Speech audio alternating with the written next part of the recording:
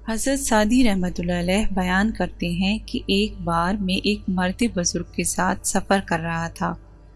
خشکی کا راستہ ختم ہو کر دریا کا سفر شروع ہوا تو میں کرایہ ادا کر کے کشتی میں سوار ہو گیا، لیکن اس بوڑھے کا ہاتھ خالی تھا۔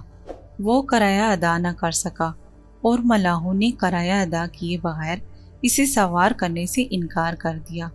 مجھے اپنے ہمراہی کی اس بیچارگی پر بہت افسوس ہوا۔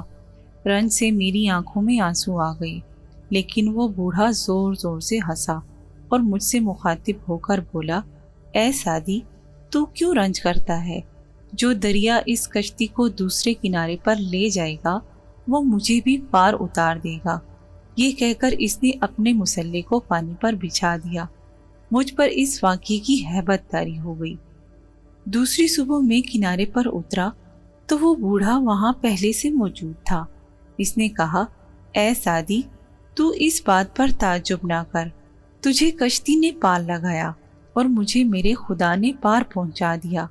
کیا تو بچے کی حالت سے آگاہ نہیں ہے کہ اسے آگ کی ہلاکت آفرینی سے کچھ آگاہی نہیں ہوتی، لیکن مہربان ماں اس کی حفاظت کرتی ہے۔ بس یہی حال خاصان خدا کا ہے، ان کے لیے آگ گلزار اور دریا پایاب ہو جاتے ہیں۔ یہ معزز و محترم لوگ ایسے مقام میں ہیں جہاں اس دنیا کا سورج ایک ذرے کی حیثیت رکھتا ہے اور 7 سمندر ایک قطرے سے زیادہ حقیقت نہیں رکھتے۔ اگر بادشاہی حقیقی اپنی عظمت کا علم بلند کرے تو کائنات کا نام و نشان مٹ جائے۔